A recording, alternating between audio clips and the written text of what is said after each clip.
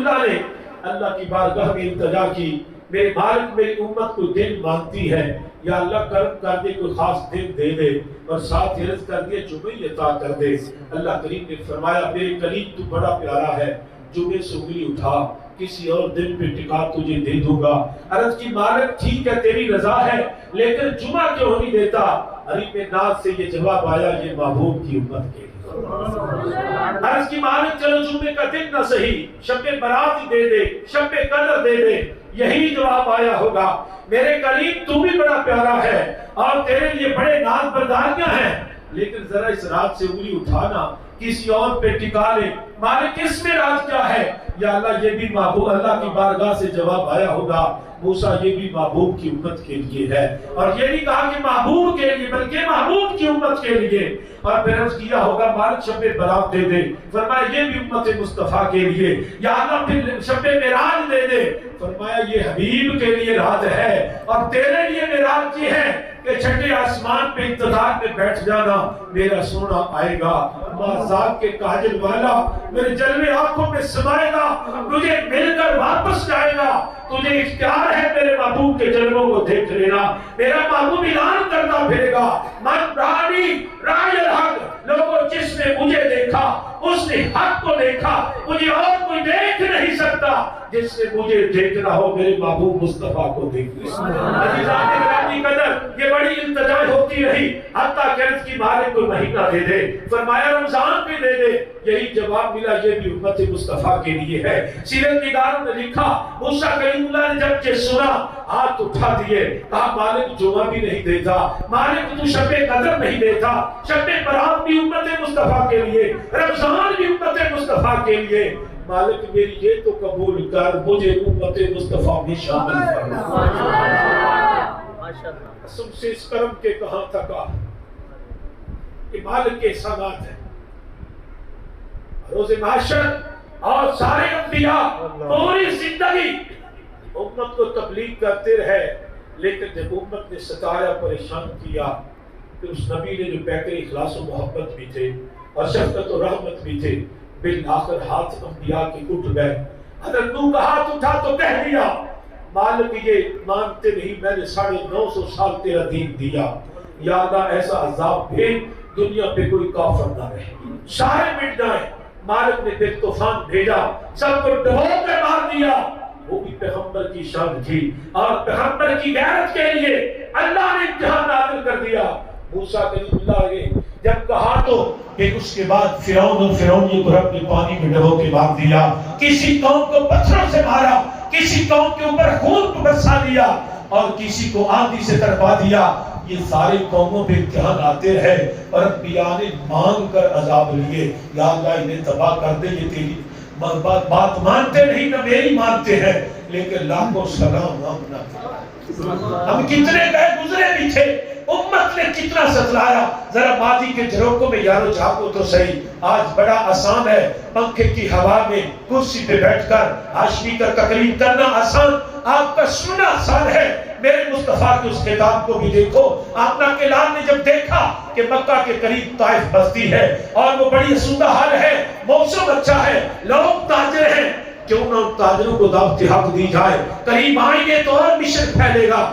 میرے مصطفیٰ چلے، آقا کریم جب طائف کے اندر پہنچتے ہیں، یارو آج ہم میلاد میں آتے ہیں، گلے میں ہاتھ ڈالتے ہیں، نعرے لگتے ہیں، لوگ ہاتھ چومتے ہیں، جیبوں میں پیسہ جاتا ہے، محفل کے بعد لنگر کا اہتمام ہوتا ہے، لنگر کمزور ہو تو ہم باتیں بھی کرتے ہیں، لیکن یارو میرے مصطفیٰ کریم جب دین کا مشن لے کر گئے، طائف کی وادی میں جاتے ہیں، آگے سے ہاتھ نہیں ملتے، استقبالیہ نعرے نہیں، اللہ کے رسول کے جسم پہ پتھر پڑتے۔ اٹھتی کبھی اس زمانے کو بھی دیکھ، آج اساشات کی زندگی ہم بسر کر رہے ہیں، اس دین کی قیمت تو دیکھ۔ اللہ کے رسول کا قصور کیا تھا؟ آپ نے لوگوں کو اکٹھا کیا، دعوت حق بھی آگے سے قبول کرنے کی بجائے بدبختوں نے ہاتھ میں پتھر اٹھائے، میرے مصطفیٰ کے جسم نازنین کو مارے، اللہ کے رسول کے جسم مبارک سے خون نکلا۔ سیرت رسول میں ہے کہ آقا کریم کے جسم سے خون مبارک جب نکلا تو نالین بھر گئے۔ خون کی کیفیت ہے کہ فوری جمتا ہے، نالین خون سے جم گئے۔ میرے مصطفیٰ تھک کر زخموں سے چور ہو کر آقا جب بیٹھے، بدبختوں نے کھڑا کر دیا، پھر پتھر، کبھی زبان سے تانے، کبھی ہاتھوں سے پتھر۔ اللہ کے رسول تھک کر ایک پتھر، ایک چٹان پہ بیٹھے تو وہاں پہ ایک انگوروں کا باغ تھا اور وہاں کے جو مالی تھا، مالک کو نہیں پتا تھا یہ کون ہے، مہمان سمجھ کر اپنے غلام کو بھیجا۔ حال میں اداس نہ آج بھی مسجد اداس موجود ہے، جو خوش نصیب گئے ہیں اللہ سب کو لے۔ میں ایک بات کرنے لگا ہوں، ریاکاری نہیں، اللہ اس کو قبول فرمائے۔ یقین جانیے ہم محفل جمعے کے جمعے گھروں میں کرتے تھے، علامہ صاحب بھی کبھی کبھی شفقت فرماتے، میرے پاس کچھ بھی نہیں تھا، مہینہ مشکل سے گزرتا تھا، تنخواہ محدود تھی، لیکن نہ جانے کسی محفل میں نکلی، مدینے پہنچی، گنبد خضرا سے ٹکرائی، آقا کی طرف سے کرم ہوا، گھر بیٹھے مجھے عمرے کا پیکج ملا۔ تو یہ محفل کو یاد نہیں، جن کے دل سے بیٹھو اور مدینے والے کو یاد کرو، کرم ضرور ہو جائے۔ عزیزان گرامی قدر، وہ اداس کھجور کا گچھا لے کر آیا، میرے مصطفیٰ کی خدمت میں پیش کیا، آقا کریم نے بسم اللہ شریف پڑھ کر شروع کیا۔ دوسری جب یہ دیکھا تو سن کر کہتا آپ کہاں سے آئے ہیں؟ وہ یونس علیہ السلام کے علاقے کا تھا، غلام بن کر آیا۔ آپ نے فرمایا کیوں؟ اس نے کہا کہ یہاں تو یہ لوگ بسم اللہ نہیں پڑھتے، یہ نام اللہ کا نہیں لیتے، اور آپ نے لیا ہے۔ آپ نے فرمایا تو کدھر کا ہے؟ کہا یونس علیہ السلام کے علاقے کا۔ آپ نے فرمایا یونس میرے بھائی تھے، وہ بھی اللہ کے نبی، میں بھی اللہ کے رسول ہوں۔ وہ دل سے مان چکا تھا، دل دے بیٹھا، لیکن حالات کی نزاکت کے سامنے وہ جھکا رہا، کھل کر سامنے نہیں آیا۔ اللہ حضرت کے آس اس خدمت کو بھی میرے مصطفیٰ نے قبول کیا۔ آج بھی اس جگہ پہ مسجد ہے اور مسجد کا نام بھی مسجد اداس ہے۔ آج بھی وہ انگوروں کے باغات ہیں۔ اللہ حضرت کے آس میں عرض کرنے کا مقصد ہے یارو، یہ دین ہمارے گھر تک پہنچا، یہ کوئی آسان نہیں تھا، یہ میرے محبوب کی محنت تھی۔ قدم قدم پر امتحان سے آقا گزرے، نبی رحمت نے اللہ کی وحدانیت کا، اپنی رسالت کا پیغام لوگوں تک پہنچایا۔ اللہ کا قرآن کیا فرماتا ہے کہ تم تو جہنم کے گڑھے پر تھے، میرا محبوب پکڑ پکڑ کر پیچھے لایا۔ آقا کے کون سے آج لوگ کسی سے پوچھا جائے تو محبت کسی سے کیوں کرتا ہے، وہ کہتا ہے یار اس لیے کس کے احسانات بڑھے، یا کل احسان کرے گا۔ میں کہا کرتا ہوں اگر محبت کسی سے کرتے اس وجہ سے یہ بہت بڑا احسان کرنے والا ہے، تو اللہ کی عزت کی قسم سب سے بڑے احسان کرنے والی ذات تو ذات مصطفیٰ، جن کے سب کے پوری کائنات کا نظام چل رہا ہے۔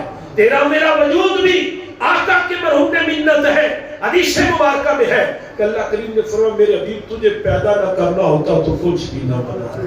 آج یہ گھر ہے، یہ کوٹھیاں، یہ بنگلے ہیں، یہ سوسائٹیاں ہیں، کاروبار ہے، تجارت ہے، یورپ ہے، پاکستان ہے، گاڑیاں ہیں، ریل بیل ہے، واللہ ان کے پیچھے میرے محبوب کے وجود کی برکات شامل ہے۔ اس لیے تو پیار کسی سے کرنا چاہتا ہے نا کہ اس کے صنعت بڑے ہیں، تو پھر موصل حقیقی تو ہم کے لال محمد مصطفیٰ کی ذات ہے۔ جب بابا سب سے بڑا احسان تو ہم کے لال کا یہ ہے، ہم بتوں کے پجاری تھے، اللہ کے رسول نے ہمارے آباء و اجداد کو دین دے کر رب کے سامنے جھکا دیا، اپنی رسالت کا نام دے کر مدینے والے نے جنت کا وکیل بنا دیا۔ اور بلکہ میں ہمارے حاجی عبدالرحمان صاحب سب لوگ جانتے ہیں، علامہ صاحب سے بڑا پیار تھا، وہ جملہ بولا کرتے تھے، وہ حضور مجدد رسانی رحمت اللہ علیہ سے بڑا پیار کرتے، بڑا ہی کرتے تھے، بلکہ جو خطیب مجدد پاک کا ذکر نہ کرتا وہ کہتے ہیں یہ خطیب نہیں ہے۔ میں نے ایک دن پوچھا حاجی صاحب اتنا پیار اور بھی ہستیاں تھیں، وہ کہتے ہیں شکر کیوں نہ ادا کر، ہم گجر ذات کے ہیں، بڑے اکھڑ مزاج، کہتے میرے قبیلے کو میرے بڑے کو کلمہ پڑھایا تو مجدد پاک نے پڑھایا ہے، اس لیے پوری نسل میری مقروض ہے۔ میں نے کہا مجدد جسے کلمہ پڑھائے سارے مقروض قبیلہ ہوتا ہے، تو جس کو میرے مصطفیٰ نے امت میں آ کر رب کی توحید کا جام پلایا، لوگوں کو آخرت کی فکر دے دی، تو سب سے بڑی موسم تو ہم کے لال محمد مصطفیٰ۔ عزیزان گرامی قدر آگے چلیے، اگر پیار اس لیے کوئی کسی سے کرتا ہے کہ یار یہ کل مشکل میں کام ہے، ہمارے دنیا میں یہ طریقہ ہے، ہم بڑیروں سے تعلق بناتے ہیں، خوش ہوتے ہیں، سیلفیاں لیتے ہیں کہ فلاں کے ساتھ تصویر فلاں، کس لیے کہ لوگ سوشل میڈیا پہ انتظامیہ دیکھ لے گی کہ یار یہ کس کے ساتھ کھڑے، اس کو ہاتھ نہیں ڈالنا، یہ کہتے ہیں نا کہ ہاتھ نہیں ڈالنا، بڑیرے کا یہ تعلق والا ہے، اور مشکل بن جائے تو بھرم ہوتا ہے کہ کل کام آئے گا۔ الگ بات ہے کہ اس وقت وہ فون اٹینڈ نہ کرے، لیکن میرے آقا کے فون کے سگنل ڈراپ نہیں ہوتے، میرے آقا کی لین کٹتی نہیں ہے، آقا کریم کی طرف سے نہ نہیں آتی، وہ فون ڈیڈ نہیں ہوتا، امتی جب بھی سارے دار سے پکارتا ہے اللہ کی عزت کی قسم مدینے سے قبولیت کی صدا آتی ہے۔ اس لیے اگر اس لیے تو چاہتا ہے نا پیار کرنا کسی مشکل میں کام آئے گا، تو پھر سب سے بڑی مشکل تو موت ہے، لیکن اللہ کی عزت کی قسم جس کا آمنہ کے لال سے پیار ہے اس کے لیے موت بھی تحفہ بن کر آتی ہے۔ ادھر اسرائیل علیہ السلام آ کر سینے پہ ہاتھ رکھتے ہیں، نزا کا عالم ہے، اگر ساری زندگی نامی مصطفیٰ پکایا تو جلوہ یار سامنے آئے گا، وہ خوشی سے موت کو سینے سے لگائے گا۔ موت کو آسان کرنا ہے تو آمنہ کے لال کے ساتھ پیار کر، وفا کر، محبت کر۔ امام راضی بہت بڑے مفسر دنیا سے جانے لگے، ندا کا عالم ہے، شیطان نے حملہ کر دیا، کہا رب کو کیسے مانا، دلیل دی، اس نے رد کی پھر دی، رد کی پھر دی، رد کی، جب مشکل میں پھنس گئے کہ اب کیا کروں، مرشد کریم وضو کر رہے ہیں، تو میں چاہوں گا وضو کرتے ہوئے مرشد کی نظر پڑی کہ مرید میرا شیطان کے حملے میں ہے، آپ نے پانی کا چلو لیا، پھینکا، کئی میل دور بیٹھے ہیں اور آپ کے مرید پہ چھینٹے پڑے، آنکھیں کھلی، کہا اس بدبخت کو کہہ دے میں نے رب کو بغیر دلیل کے مانا ہے۔ جب کہا شیطان بھاگ گیا، میں نے کہا واہ راضی تجھے تیرا مرشد بھی وقت نزا بچا لیتا ہے، تو جس کا ہاتھ آمنہ کے لال کے دامن سے جڑا ہوا ہو اور مرشد کبیر کی غلامی میں رہتا ہو، اس کے لیے موت پہ ہڈیاں نہیں توڑتی، بخانے نہیں نکلتے، قبلے سے منہ نہیں پھرتے، واللہ تو وہ تو خود کہتا ہے ہٹ جاؤ کوئی آگے ہے کلمہ پڑھنا شروع کر دے۔ ایک بات ضرور عرض کروں گا، رب جبے کو میں نہیں دیکھتا، رب داڑیاں نہیں دیکھتا، رب یہ نہیں دیکھتا کہ لوگ تجھے شیخ القرآن کہتے تھے، رب یہ دیکھتا سینے میں میرے محبوب کا پیار کتنا تھا۔ ہم نے کئی بڑے دیکھے ڈاکٹر نے سرٹیفکیٹ دیے، اس کی میت کو نہ دیکھنا تب بیمار ہو جاؤ گے، اور ہم نے کئی دیکھے مرتے ہوئے شکلیں بگڑ گئی، قبلے سے منہ پھیر گئے، اور جو زندگی بھر حسن کے پیکر تھے مرے تو شکل بگڑ گئی، اور لوگوں سے پوچھا کہ یار یہ تو شیخ القرآن تھا، یہ تو درس حدیث دیتا تھا، اس کے ساتھ کیا ہوگا؟ ایک ہی جواب آئے گا، زبان پہ حدیث تو تھی دل میں حدیث والا نہیں تھا، زبان پہ قرآن تو تھا دل میں قرآن والا نہیں تھا، زبان پہ نغمہ توحید و رسالت تو تھا لیکن اللہ کو مانا نہ اللہ کے رسول کو مانا۔ اس لیے میرے امام نے فرمایا آج میں ان کی پناہ، آج مدد مانگ ان سے، کل نہ مانے گے گر قیامت کو۔ اسی مشکل کے حوالے سے میرے امام نے ایک بڑا نظریہ دیا ہے، میرے امام سے مراد امامی اہل سنت، امام الشاہ احمد رضا خان محدث سے میرے نبی ہیں، آقا تو آقا رہے، آقا کے غلام کی امت سوئے قیامت تک مقرود رہے۔